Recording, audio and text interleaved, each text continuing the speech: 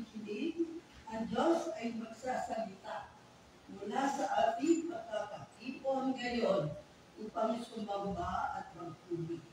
Maririnig natin ang tinig ng Panginoon. Bababulin tayo ng kanyang salita. Ang ating kaisipan at damdamin, ang ating mga gawin at kilos, lahat ng focus sa ating sarili ay mababago hanggang si Kristo ang mahayag na sa atin.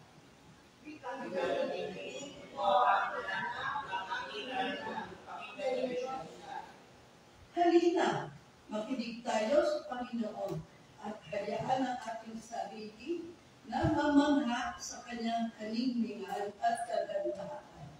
Lumapit tayo sa kanyang harapan na may pupuri at pasasalamat. Tumayo ang lahat para sa invokasyon. Manalangin tayo. Diyos ang lahat at katotohanan, hindi makapaglihan ng hindi maabot ang aming kakayanan. Ang kaugian mo ay hindi kaya mapatayan ng liman. Araw-araw na naranasan namin ang iyong presensya at pakikisa sa mga kapatid. Kung gusto ka namin ng kasalanan, ang sinabaw pagkakabago sa iyo. Dalangin namin may patupay ng Espiritu Banal upang sa ating pagkakabago ay gabayan ng bilis kami sa nakapagpatugon sa iyong atas ng lalaki. Sundin aming magkakaigan at niyama ang aming Panginoon Jesus at sa ating pamilyasan ay pagkakinig kami natin sa kanyang malalagian at matasas ang mabubuhay ng kaloob niya. Amen.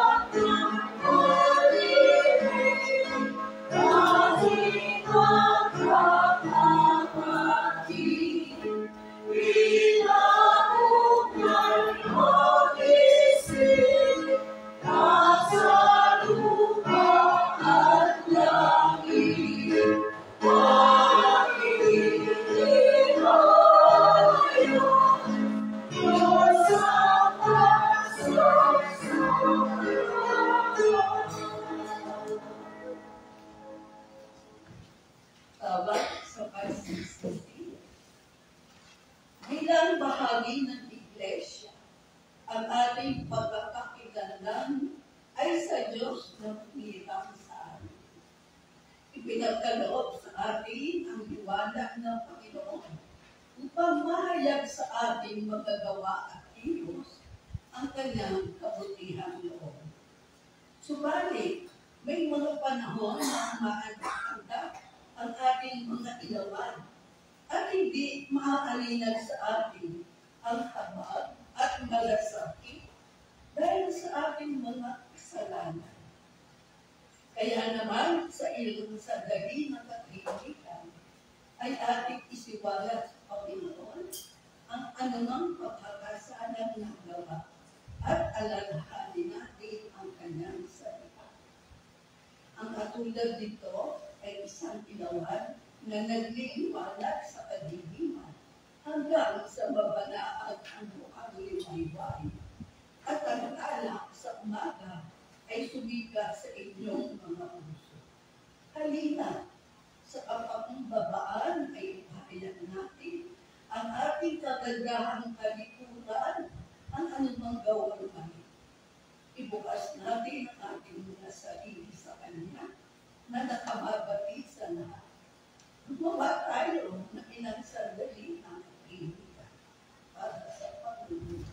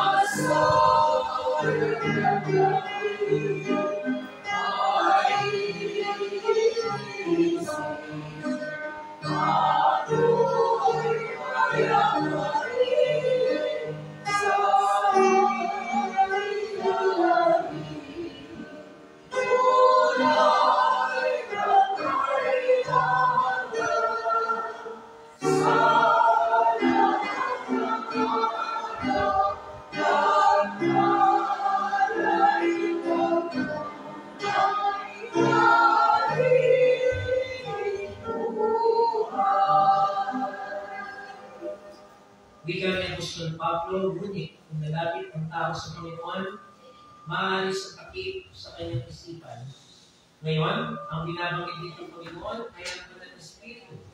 At kung ang Espiritu ng Panginoon ay nasa isang tao, malaya na siya.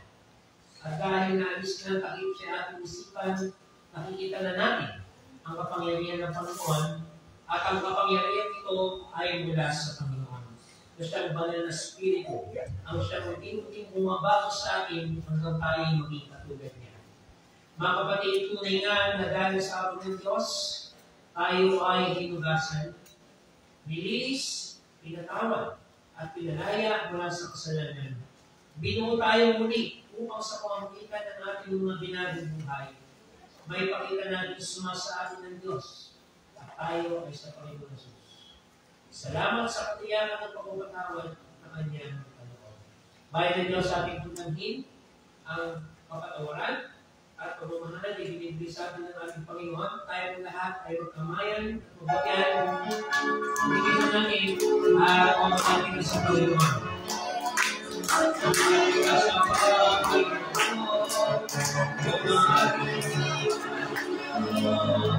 Nakikita ko Makakita sa Panginoon, makakita sa Panginoon, makakita sa Panginoon. Nakikita ko paliwanag niya, makakita sa Panginoon. Oh, I love you. Oh, I love you with the love of the Lord. Yes, I love you with the love of the Lord. I receive you, the glory of my King. Yes, I love you with the love of the Lord. Oh, I love you with the love of the Lord. Yes, I love you with the love of the Lord. I see in you the glory of my King. Yes, I love you with the love of the Lord. This is the way, this is the way the Lord has made. The Lord has made. We rejoice, and be glad in it, and be glad in it. For this is the day the Lord has made. We will rejoice and be glad in it. This is the day, this is the day the Lord has made. So hello.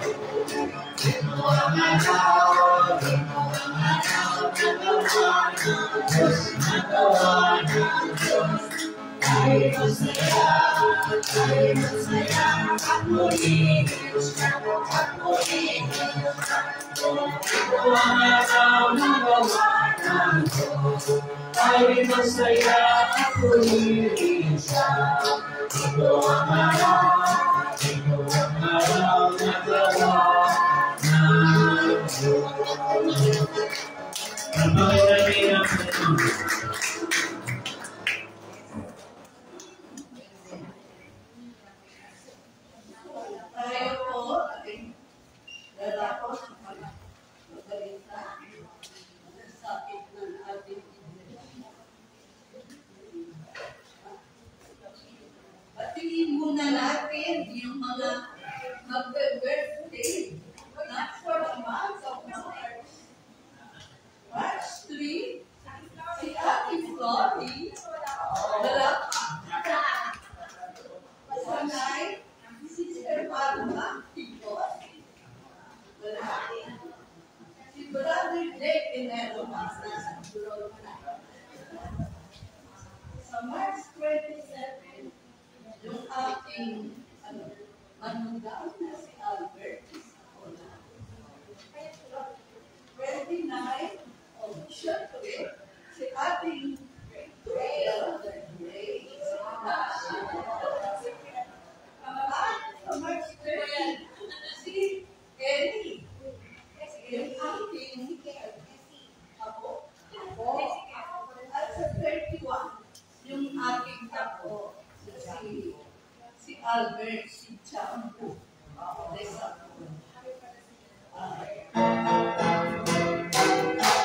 Happy birthday to you. Happy birthday to you. Happy birthday, happy birthday. Happy birthday to you. I am happy, I know I see you.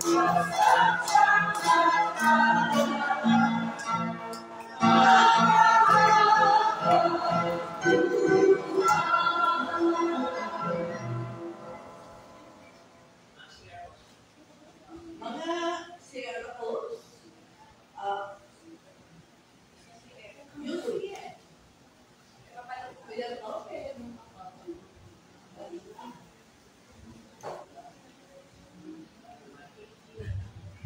Magandang umaga po sa atin, ha? Higil po ba? Okay. Ang aking na rin mapaalala sa mga balita ng mga museum ay meron pong gawain sa March 8. Generation rin ito sa Illingwood, ginanapin. Kaya kung pwede lang, magagalo tayo sa isang bilang sa lugar ng churches. Kailangan din na yung museum at saka vice. Yun ang sabi. At saka, kung gawain sa Illingwood, meron people display siya. 300 pesos po para sa principal pagkain po. 300 po. Buwan isa. Wala po. Okay. Thank you, Kuya Tom. CWA po. TV.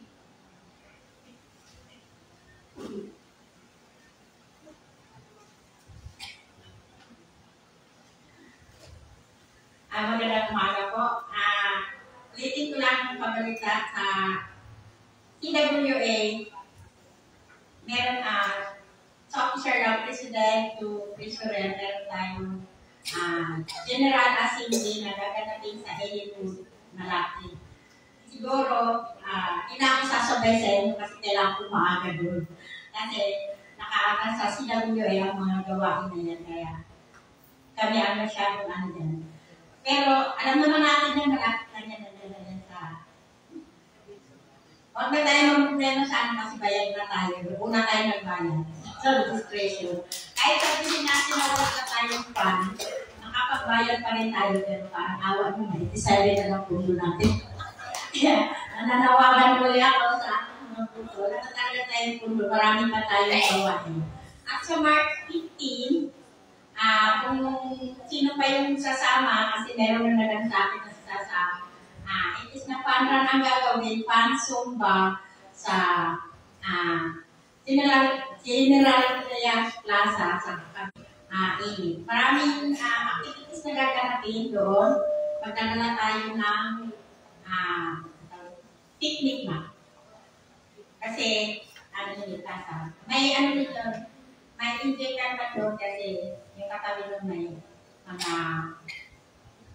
tabi doon. Tapos, mayroon yung mga games, kaya kailangan kung sino yung gusto pang pumunta, makipag-ano tayo na kayo sa akin. Kasi kailangan talaga natin dito bumising ng maaga. Ang registration ay 100 pesos. Salamat po. Thank you, Ate B. Sa siya,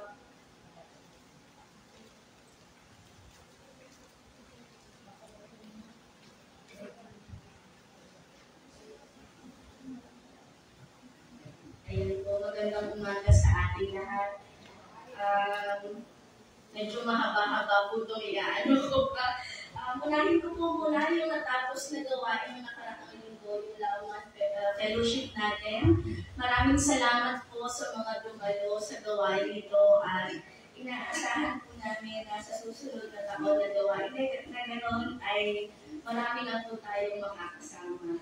At nung nakaraang Martes ay nagkaroon po kami ng virtual meeting para po sa ating UCCP Centralized Membership Information System or CMIS. Mamaya po ay i-go through po kung ano po yung pinaka-objective na itong CMIS na ibinaba sa atin ng konferensya. At kahapon po ay ang inyong lingkod ay umattend ng Teachers Empowerment Program 4. Ito na po yung last.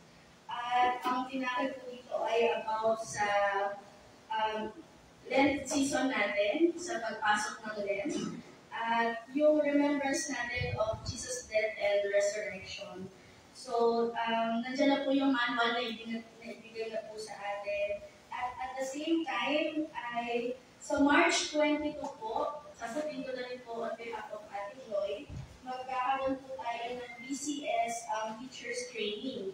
So, yung mga CN committee po ay aming inaasahan na sana may marami po kami makakasama dito sa paghahanda po ng ating vacation church school. So, bakit po napaagad? Dahil po ang school year po ng mga bata ay nagbago na this coming year. So, dati nag-i-start sila ng August. Ngayon, binalik na po ng ating presidente ang school year ng June. So, last na po nila until April. So, we are hoping na gawin po natin ang BCS ng end of May. Medyo kailangan po namin ng tulong dito dahil aside sa magkakaroon tayo ng kailangan ng committee for the nominating of the new church council natin para sa EY, ay kailangan din po namin ng committee for the church anniversary. Kaya hinihingin po namin ang kooperasyon ng bawat isa. Ang BCS po mostly ay ginagawa po ito ng 5 days, Monday to Friday, at Saturday po ang graduation ng mga bata. So kung sino po ang may gustong magturo, ay lumapit po kayo sa amin before March 22 kasi importante po ang magtuturo ay maka-attend ng training na ito para po rin sa gaganapin na re-echoing at paghahanda ng mga materials natin na gagamitin sa pagtuturo. So, going back po dun sa CMIS, i-flash po ng ating kapatid na Giselle, ibinigay na po sa atin yung ating credentials. So, ang meron lang po credentials na nakakaalam nito ay ako at si kapatid na Giselle dahil siya ang ating church secretary. So, ano po ba yung CMIS? Ito po ay ang tool na gagamitin natin para sa database. So, sino po ba ang mga kailangan namin ng mga detalye dito? Ito po ay ang mga church members ng UCCP. UCCP members. For example, if you are affiliate or associate po ng UCCP, ay kailangan pa rin po ninyong magbigay ng detalye sa amin. Ito po ba ay pasahan o kinakailangan? Kinakailangan lang po namin yung mga basic information ninyo. Although, kung mapapansin po ninyo, ito po yung sample ng file na ibinigay sa atin. Marami siyang kailangan fill-upan, but this will be your discretion if i-disclose nyo po sa amin yung information ninyo. For example, ay yung designation kung saan ang conference ka included, kung anong local church ka, kung natatandaan niyo pa po yung baptism date ninyo at kung sino ang nag-officiate, at kung ikaw po ay kinasal dito at ang mga anak po ninyo ay pwede niyo pong ilagay, at yung acceptance, meron din pong mga skills. Kung mapapansin niyo po sa right side dito, bakit po kailangan ng mga informations? If you will see, meron pong occupational skills and profession. Pag nilagay mo po yan, tichap po nakadun sa occupational skills. Yung nasa dito sa right side. Kabila. Hindi. Yung sa yan, yung occupational skills, sigit mo po yan. Yung professions, yan. Kung mapapansin po ninyo, nakalist, may mga code kung ano ang mga trabaho ng mga member ng UCCP. Pero sa kabilang side, makikita nyo mayroong icon ng parang security dyan. Hindi po namin ma-open. Kasi meron lang pong designated na access level. So, may super admin, national admin, jurisdiction admin, conference admin, and local church admin. Ang access po namin ni Annie siya ay local church admin. Ang makikita lang po namin na details na kompleto ay ang mga tagapasan. Kung mapapansin po ninyo, yung doon sa may dashboard, sige Annie siya. Ang makikita lang po namin ay yung total numbers. So, yung number of jurisdictions na meron tayo, conference, ilang churches, pero nabawasan daw po tayo ng churches kasi wala ng M. San Francisco, tsaka yung isang sakot wala na pastor, wala na daw eh. So, binawas daw, i-update pa nila yan, at kung ilan yung number of male members and then female. So, meron po mamaya, mag-start na po kami mamigay ng mga forms.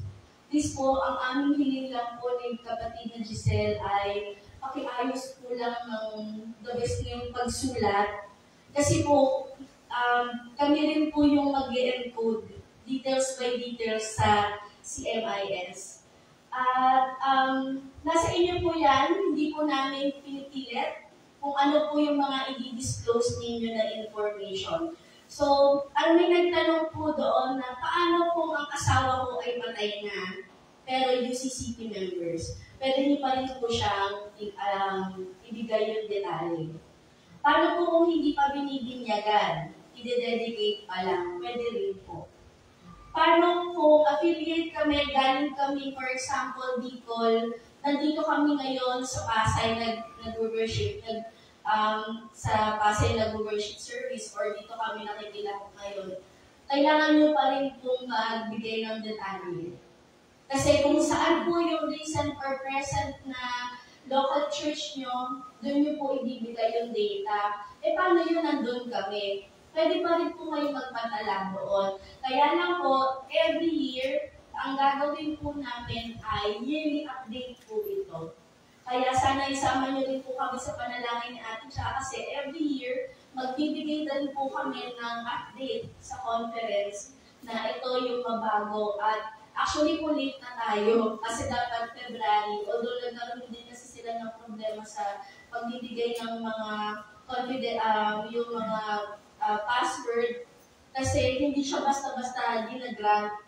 Kailangan sa personal email pa ibigay sa amin, hindi pwede yung sa church. Bakit hindi po pwede sa church? Kasi yung laptop natin, may mga nakikialam na magamit. Hindi namin pwedeng iwan lang doon yung data, yung password, pati mga kailangan sa CMIS. So yun lamang po, kung may katanungan po kayo dyan, ay pwede niyo pong lumapit sa amin. Mamaya po ay ikakastig na po namin yung mga forms. Pwede niyo pong iuwi sa bahay, pakiingatan na lang po. At pag natapos na po kayo, ay ibalik niyo na lang po sa amin. Kung halimbawa po sa pamilya ng Dasig, kung ilan po ang anak ni Tita Imen na UCCP, na nag-church pa po dito sa Pasay, ay for example, kung 3 sila, ang pipilapan ng pamilya Dasig ay 4. Ay kasama ang husband ni Tita Imen, 5 sila, 5 forms. Sa isa pong member, isang form po. Kahit po baby pa yan. Maraming salamat po.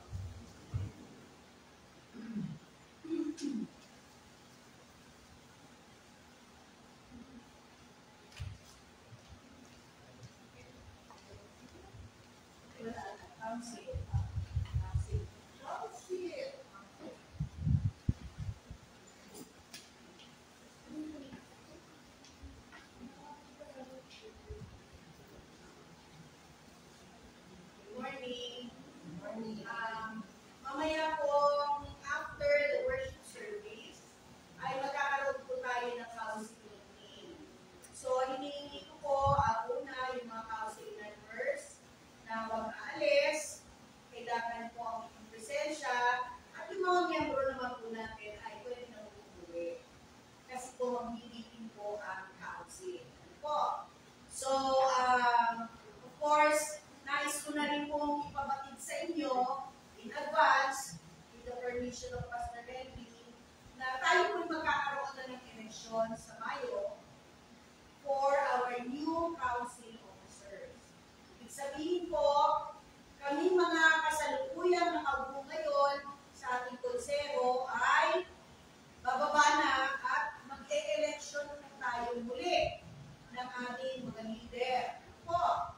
So, ibig sabihin, ngayon pa lang po, as early as now, panalangin po natin sa Diyos kung sino po ang papalit sa aming council leaders po natin sa kasalukuyan. Ang konseho po natin ay nagsaserve ng termino for 2 years. Ibig sabihin, 2 taon po na magiging opisyal ng ating simbahan. Maging siya man po ay president ng CWA, ng CUCM, ng SIA, ng CYF, at yung mga officers po ng ating council, chairperson, vice secretary, and treasurer auditor. Ipanalangin po natin sa Diyos dahil kung sino man po ang ating i-elect muli, siya po ay mag-serve for a minimum of 2 years. And then, our members will meet again, correct me if I'm wrong, Pastor, for a consensus to extend for another 2 years ang ating mga officers. Ang maximum po ng paglilingkod ng mga opisyal ng ating simbahan ay nasa 6 na taon. Tama po ba, Pastor? 6 na taon. So, kami po, si Sister Vino, si Tomas, at ang inyong lingkod ay nakapag-6 na taon na. So, ibig sabihin, hindi na kami pwede pang i-elect. Okay? Magpapahinga po muna sandali, and then, pwede naman po may awa ang Diyos, ano po,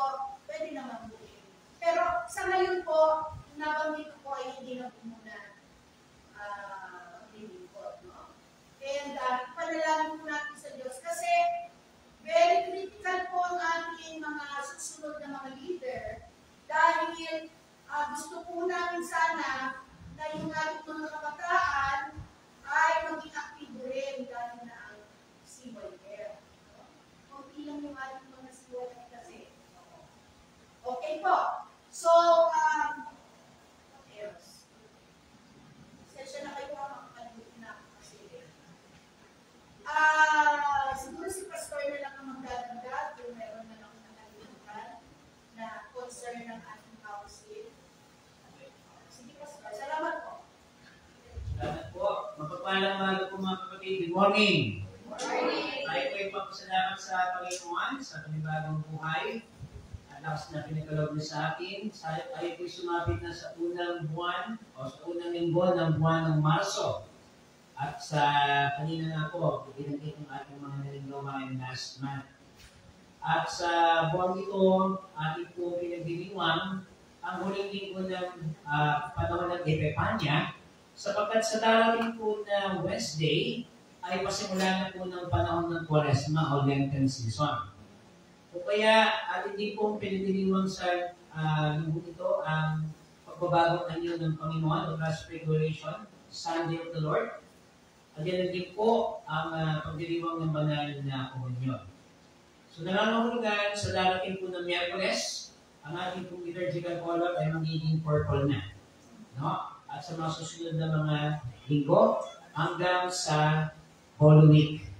Okay? So mahaba-haba po ito ang ating magiging preparation para sa panahon ng Quaresma. At pamaya po sa ating mensahe ay bahagi po ito ng ating pagninilay. Ganun din po, nagpapasalamat tayo sa ating Panginoon sa ginanap po natin Home Bible Study Prayer Meeting noong nakaraang Miyerkules. At ginanap po ito sa lugar ng ating Elder Loida. So nawa po ay naging mabunga ang pagtitipon na iyon at papalay po ng Panginoon ang ating mga kapatid na patuloy po tumatanggap at nag-host para po sa mga ganitong gawain. Kung ngayon po sa sinabi ng ating Council Chairperson, ang panahon po ng pagpili sa ating mga susunod na leader ay gagawin po natin sa buwan ng Mayo. Pero bago po doon, magbubuhog na tayo ng tinatawag na nom-elect. No? Ang nom-elect po ay lupon ng 3 hanggang 4 na mga individual, kasama po ng lingkod, na nagtapos na po ng kanilang termino upang i-facilitate at pangunahan po ang proseso ng nominasyon at ng eleksyon sa susunod na mga sa susunod po na ecclesial year. No? So, ang ating pong pasimula ng ecclesial year ay sa darating na June. Ang nangulugayin po sa lukuyang housing officers and members ay hanggang May 31. Ang inyong effectivity ng inyong pagiging housing officer and member. So, yun po ibang mga dynamics tulad ng terminal na sinasabi ng ating kapatid na Grace ay ipapag-usapan muna natin. No? Kasi ang ating magiging basis naman ay ang ating Constitution and bylaws. At titingnan mo natin mabuti yung i-declare ng mga council officers and members kung kayo ba ay full term na o kung pwede pa ho kayo mag-serve. No? Kasi kung halimbawa, kung kayo ay full term na sa isang position, may ibang pagkakataon kasi na nakakalag pa rin ang isang individual o isang church member, hindi na dun sa position na kundi sa ibang position naman. Ano? Pero depende pa po yan sa individual kung meron pa siyang desire na mag-serve bilang leader ng ating simbahan. So, ipaprocess po natin yan at isama mo natin sa panalangin, tama po yun, yung po pagpili po natin sa susunod nating mga tagapangunan ng iglesia. No? Actually, hindi naman ganun kalakihan ng ating kongregasyon. Di tulad po sa mga malalaking churches na talagang kinakailangan ng tedious at medyo technical processing. Pero dito po, may mga exemptions tayo. Basta hanggat maaari po, kung meron ng first degree na o yung affiliate po natin ay malapit, as much as possible, pag nasa gawain po tayo sa church, ay sineset aside muna natin yung mga personal and family affiliations po natin. No? And tinutunin po natin ang isa't isa dito as equal. And as a co-worker po sa bawat isa. So, sa susunod po ng mga panahon ay ating pong tatalakayin yan. At nawa po yung maging mabunga ang ating pagtugon. Yan po itong pinaka-importante, yung inyong response kung paano po tayo magiging part sa ministry ng ating Panginoon. So, nagagalang din po tayo makasama. Muli, ang ating kapatid na Pearly. Kasama po yung kanyang baby. Ano po pangalan ng baby? Bon Arlo. Ayan. At si Kuya. Kuya Fernando. So, welcome po muli. Ano? At good thing at okay na kayo. Ano po? Salamat sa Diyos. And kapatid na team, meron po tayong kaibigan nyo? Si Pierre? Okay, welcome po sa ating church. Kapatid. Paalala lang po sa ating activity sana ngayon, supposedly meron na tayong workshop kasama ang ating praise and worship team. So ito po ay na-cancel po muna ngayon. Next Sunday na po. Okay, March 9, 1:30 po dito sa ating church. Ang ating po mga facilitator ay ang inyong lingkod at ang ating kapatid na Esther. Ano? So, ating pong pag-uusapan yung preparation, yung ilang mga consideration po sa ating mga praise and worship team. And paalala po sa ating mga vocalist dyan, yung mga instrumentalist, natukoy na po natin kung sino-sino yan. Next Sunday po, i-share po natin yung ating oras para po sa ating workshop. Okay po? Ganun din po, pansamantala ay nakancel din muna yung ating UPMO sa Manila Cluster Fellowship. Dapat po mag-host tayo this coming Tuesday. Kaya lang po, ang naging kaisahan ng konsilyo ng UPMO ay kapag meron daw pong activity nearest sa General Assembly, hindi na magka-Cluster Fellowship. Kasi mag-GA po ang UPMO this coming March 7, Friday, and March 8. So, mauna po kami sa inyo, mga kapatid. Ano? Kasi ang ating UCM, CWA, CYF, at SIA po sa Sabado, March 8. Tama po? So, kami po mauna na sa inyo mag-GA ng March 7 pa lang. Okay? So, isama niyo kami sa panalangin. At yun nga po, malamang sa malamang, next Ecclesial Year na po tayo mag-host ng fellowship. It's either po June or July. Ano po? Basta, magpapasabi po tayo in advance para makapag-prepare po tayo ng mabuti. Okay po? So, patuloy natin kasama sa panalangin ang mga kapatid natin may mga sakit, may mga karamdaman, mga nagpapalakas po. At sa iba pa natin mga gawain sa buong buwan ng Marso. Okay po? Medyo marami po yung activity this March. So, ating po ikalagay ito sa ating Panginoon. Okay po, meron po ba tayong mga nakalimutan pa? Yung mga bisita po ba tayo ngayon, first time pa, na hindi natin nabati? Yes po, nabati na po natin si Ate Claire. Sino pa po? Okay. Kung wala na po, ay tumayo. At pakinggan po natin ang batayong talata na ating pong gabay para po sa umaga ito.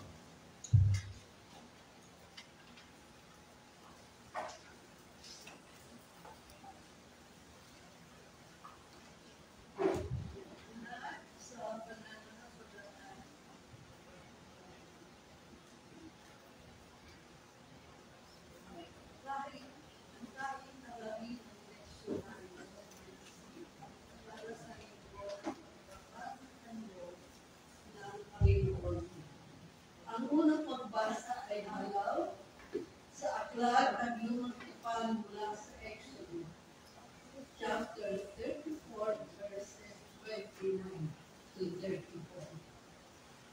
Huwag kang babanggitin, huwag nang babanggitin yung pinaghahamang kabanat, versikulo.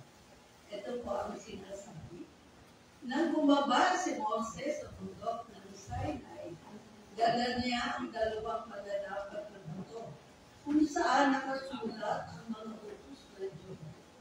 Hindi niya alam na nakakasilang ang mukha niya dahil sa makikipag-usap niya sa Panginoon.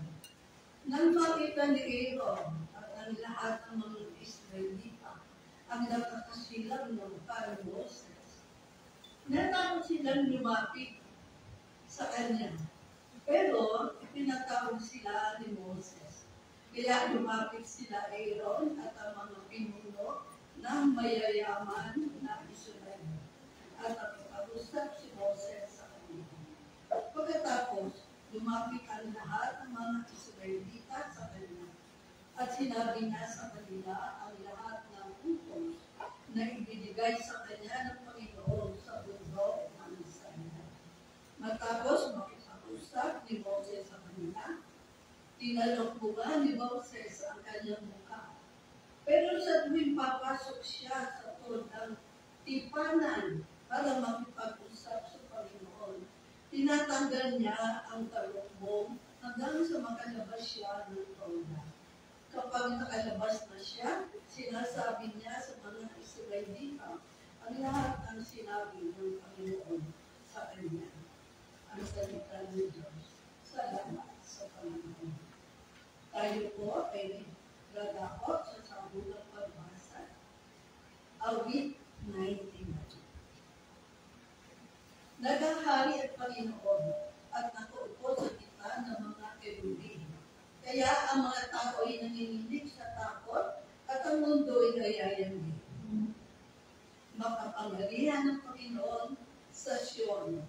Dinadakila siya sa lahat ng bansa. Pagpupuri ang mga tao sa pinag-aaral siya ay makapangyarihan at dadakila sa kailangan. Siya ay haring makapangyarihan at ang nais na ay katarungan. Sa kanyang paghatol ay wala siyang kinikilingan at ang ginagawa niya sa Israel ay matuwid at makatarungan. Purihin ang Panginoon ang ating Diyos sa kanila sa kanyang templo. Siya ay banal. Sina Moses at Aaron ay kanyang mga pari at si Samuel ay isa sa mga nananalangin sa kanya. Tumawag sila sa Panginoon at tinugon niya sila. Nakipag-usap siya sa kanila mula sa ulap na parang haligi. Sinunod nila ang mga katuruan at tutunin na kanyang binigayan. Panginoon aming Diyos, sinagot niyo ang dalangin ng inyong mga kapangyarihan. Pinakita niyo sa sila na kayo ay Diyos na mapagkakawan kahit ang sila sa kanila. Purihin ang Panginoon na ating Diyos. Sabayin siya sa kanyang banal na mundo dahil ang Panginoon ng ating Diyos ay banal. Ang salita ng Diyos, purihin ang Panginoon. Tayo po ay manatili na katayo sa pakikinig sa pagbasa mula sa Ebanghelyo ng Panginoon ayon kay Lucas.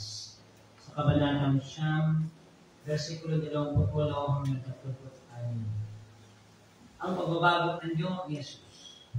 Mga 8 araw matapos sabihin ni Jesus, iyon, isinama niya sina Pedro, Juan, at Santiago sa isang bundok upang manalangin. Habang nananalangin si Jesus, nagbago ang anyo ng kanyang mukha. At ang damit niya ay naging puti-puti at nakakasiklaw tingnan. Biglang lumitaw ang 2 lalaki, sina Moses at Elias, at nakipag-usap sa kanya. Nakakasilaw din ang kanilang anyo at ang pinag-uusapan nila ni Jesus ay ang tungkol sa kanyang kamatayan na malapit ng maganap sa Jerusalem.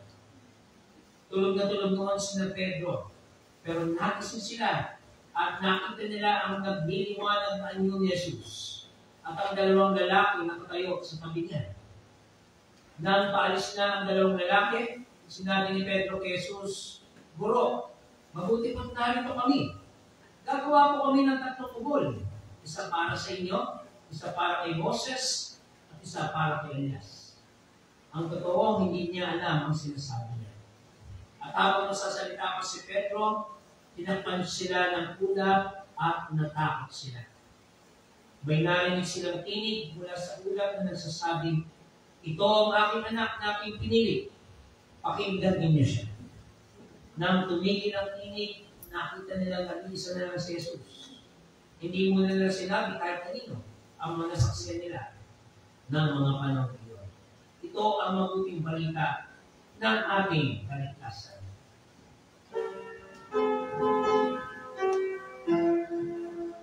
May malita sa sarili, ang malita ko'y pagaling.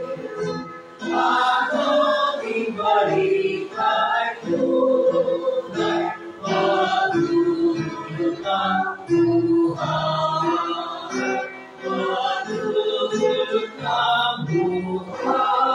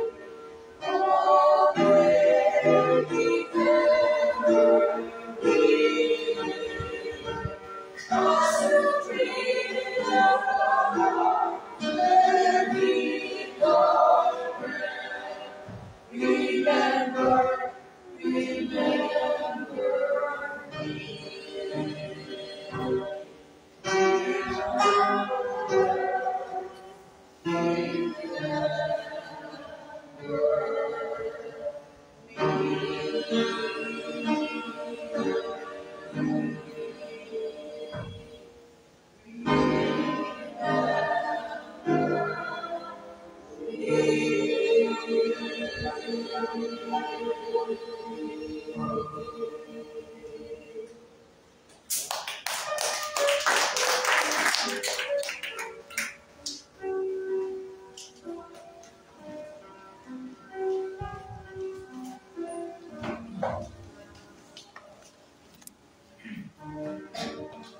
po sa ating koro. Sa darating po na Miyerkules ay ating po pagdiriwang ang pasimula ng panahon ng Kwaresma o Lenten season. Ang salita pong Lenten ay mula po sa wikang Latin na Quadragesima. Ibig sabihin ay 40 araw o 40 days. At ito po ay ating binibigyan ng pansin bilang mananampalatayang Kristiyano sa pagbibigay pansin na ang lahat ay mula sa alabok at tayo lahat ay babalik sa alabok. Ito po hinala mula sa Genesis chapter 3, verse 19. Sa ating po mga kapatid na Romano Katoliko, nagkakaroon po sila ng misa. At meron po tinatawag na imposition of the ash.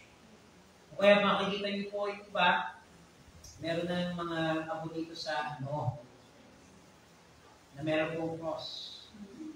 Sa ating pong iglesia, lalo tigit po sa protestanteng pananampalataya at mga Reformed Church, hindi mo natin nakagawian yan. Pero, ating pong mas tinitingnan ng pansin yung kahulugan nito. At napakaganda po ng kahulugan ng pasimula ng Kwaresma. Sapagkat pinapaalalahanan po tayo na ang lahat ng bagay sa mundong ito ay mula sa Diyos. At tayo ay magbabalik sa Kanya pagdating na tamang panahon.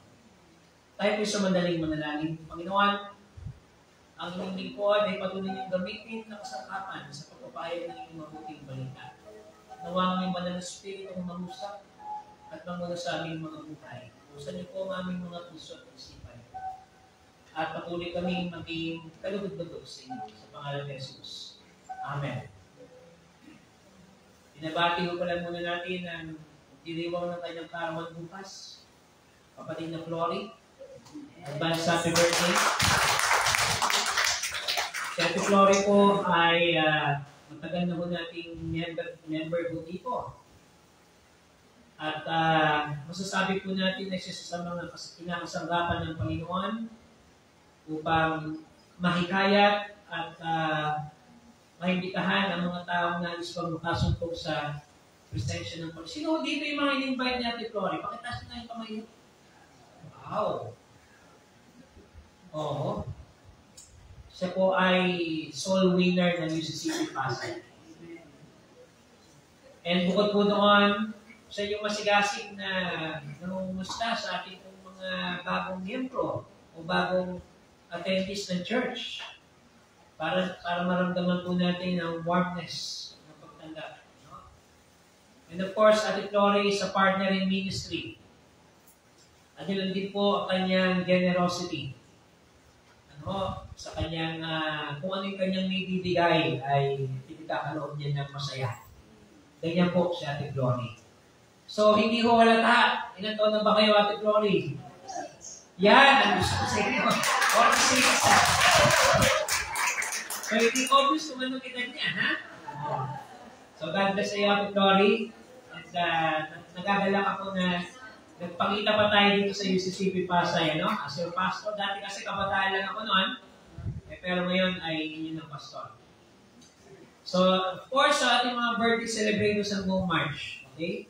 So, God bless po sa inyo mga kapatid. In fact, magdiriwang din po ng birthday ng aking may bahay sa Webes. Ano? So, and then si Ate Grace naman is 29. Marami tayo mga birthday celebrators this March. Ano po? So, papalain po kayo ng ating Panginoon. Ngayon, ang panahon po ng Kwaresma ay isang panahon upang ating bigyan ng pansin ng tatlong bagay. Kanina po ay tinalakay nito sa ating Sunday School. Yung una pong disiplina ay ang disiplina ng pananalangin. Pinagit po ito ng ating kapatid ni Esther. Minamaximize ko na po si Ate Esther kasi next Sunday ay last Sunday na niya dahil magbabakasyon muna siya for a while. Ha? Kaya sabi ko kay Ate Esther, kayo muna mag-Sunday school. Umabuso na ba ako, Ate Esther? Hindi, kasi napakaganda kapag napapakinggan po natin mula sa perspective ng music worker at laiko ang salita ng Diyos, no? Dahil napapakita lang po yan na ang salita ng Diyos ay kaya bigyan ng kahulugan ng lahat. Hindi lamang po ang mga pastor ang may gift dyan, kundi tayong lahat. So, unang disiplina po na binanggit ng ating kapatid Esther ay ang disiplina ng pananalangin. Pero may kasunod po yun na salita, taimtim at tapat na pananalangin.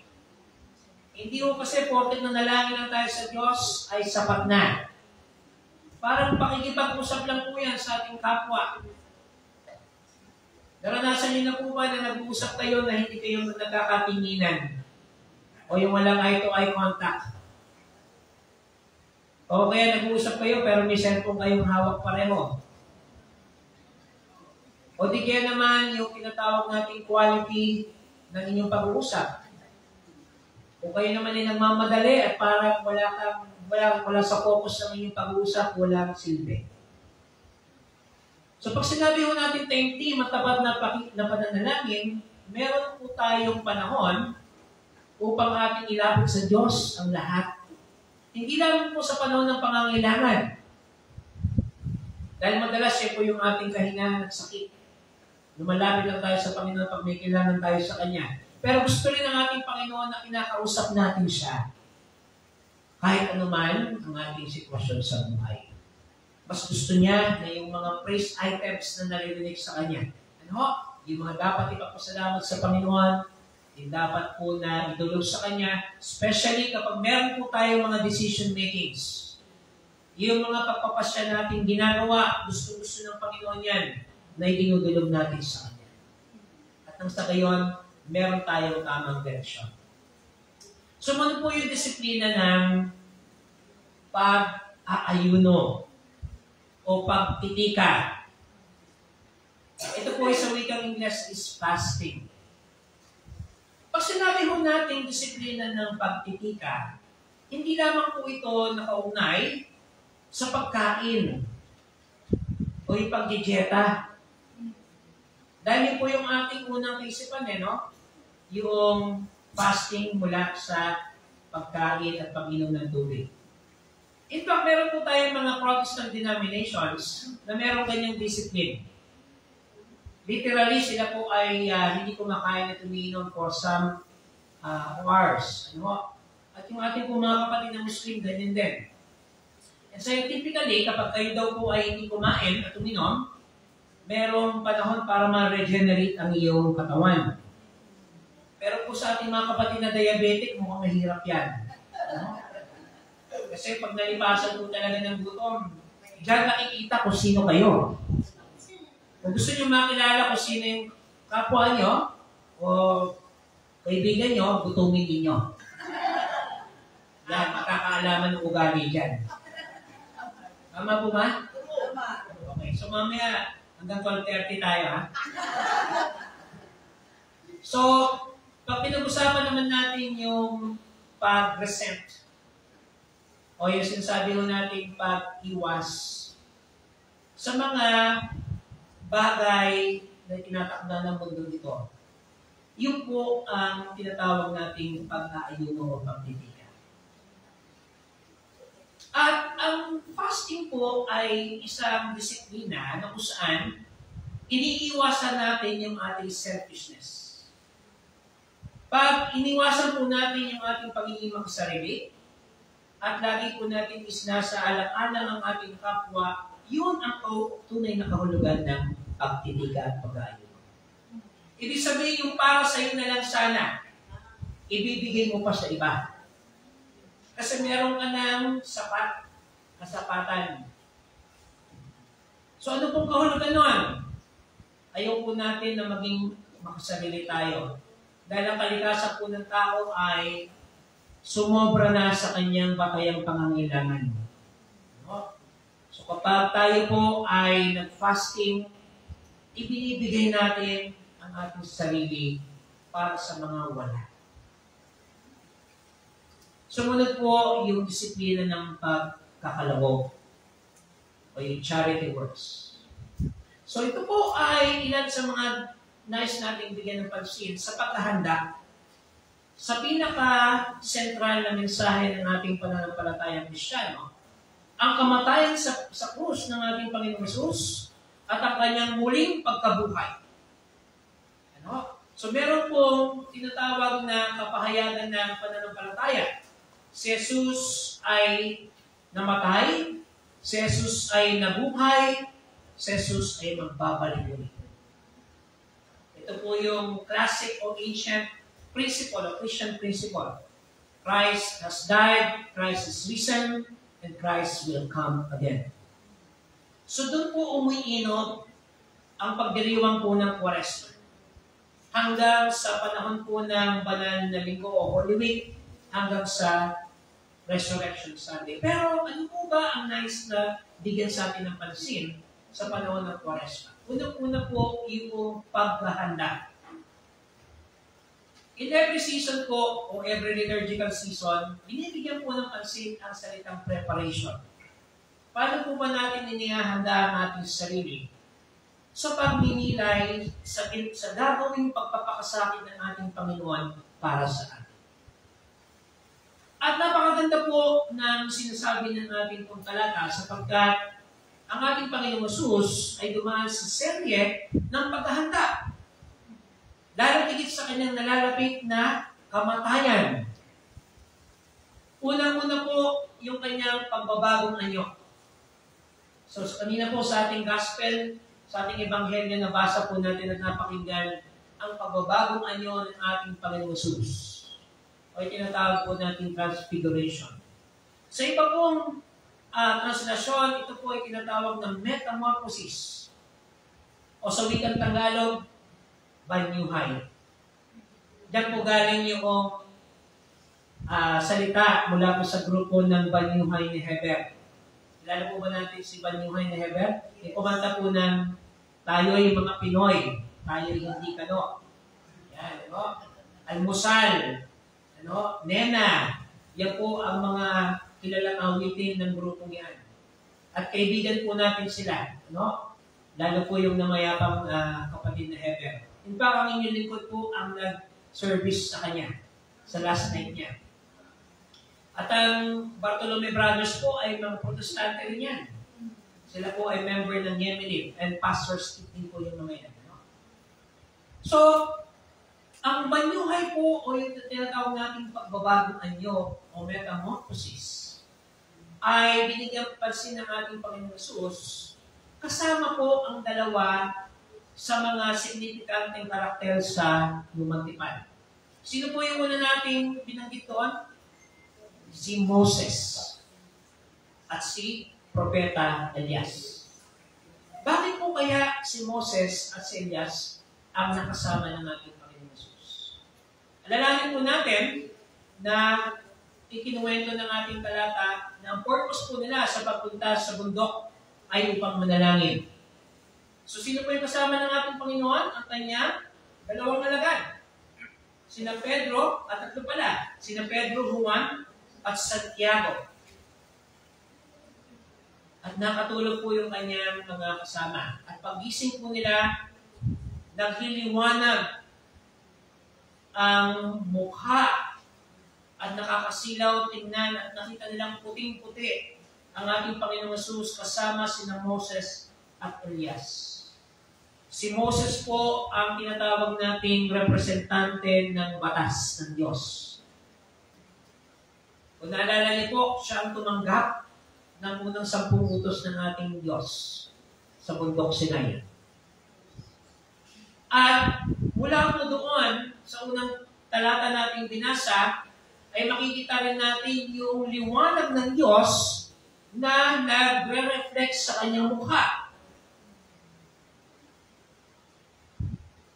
Alam niyo po, napakaganda nito sapagkat tayo pala bilang mga tao, bagaman tayo ay mga makasalanan, at hindi karapat-dapat sa harap ng Diyos, ay maaaring maging daluyan ng liwanag ng Diyos. Paano mo ba tayo nagiging liwanag sa ating kapwa? Ano po ba ang purpose ng liwanag para saan, mga kapatid? Guide? At makikita niyo po yung paningin niya sa gitna po ng ano? Kadiliman.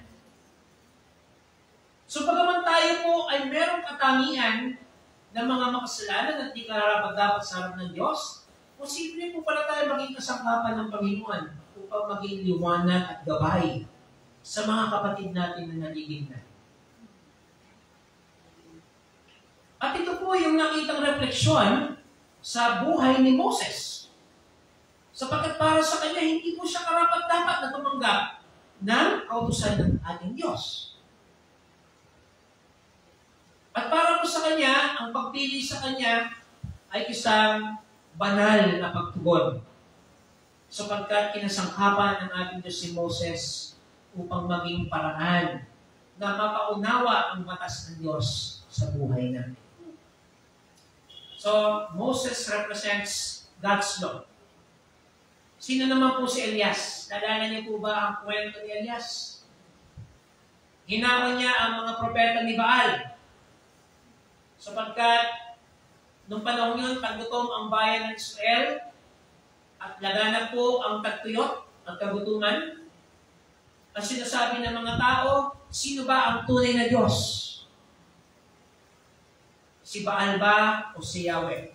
So nagkaroon po sila ng showdown. Naalala niyo po yung kwento yun? So gumawa po ng altar yung mga propeta ni Baal. At sila po ay halos buong magdamag na sumayaw. Sa mananangin ni Propeta Elias, dumating ang apoy.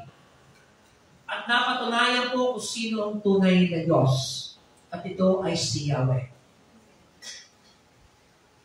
At si Propeta Elias din po mga kapatid, ang tao at propeta na hindi nakaranas ng kamatayan. Naalala niyo po yun? Sinundo po siya ng karawahing apoy. Siya ay dinala sa presensya ng Diyos. Si Moses po namatay pa eh. Diba? Kasi sabi sa kanya ng Diyos, dahil sa kanyang pagsuway, hindi na niya masusuntungan ang lupang pangako. Pero po yung katawan ni Moses, tinago yan ng mga anghel. Hindi natin alam kung saan siya nakalibing. At mga anghel lang ng Diyos na nakakaalam. At nagbanta pa at si Satanas na kunin yan. Nasa Bible po yan. Ganun po ka-importante si Moses. At si Propeta Elias ay hinango. Sinundo ng chariot. Na may apoy. May kantang ganun eh, no? Riding the chariot ba yan? Yan po yun. Sinundo si Propeta Elias ng karuwahing apoy at umakyat po sa presensya ng Diyos nang hindi nakaranas ng kamatayan. So silang dalawa po ang kausap ng ating Panginoon sa Kristo. At sabi po sa ating talata, pinag-uusapan nila yung magiging kamatayan ng ating Panginoon sa Kristo. Yung nalalapit niyang kamatayan.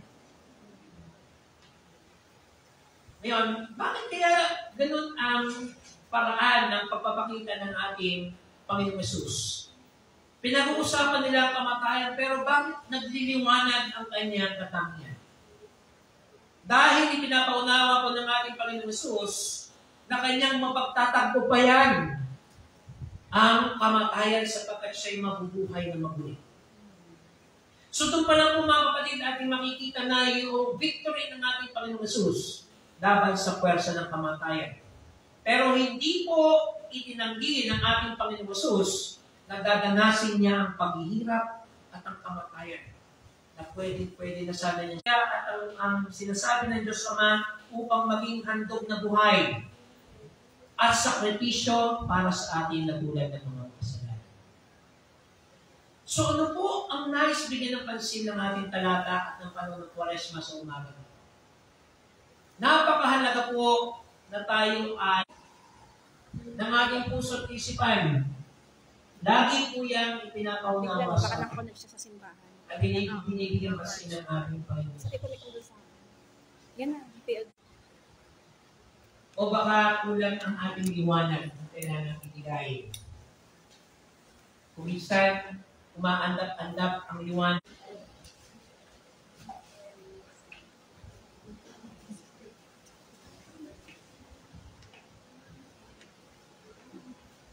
Yeah.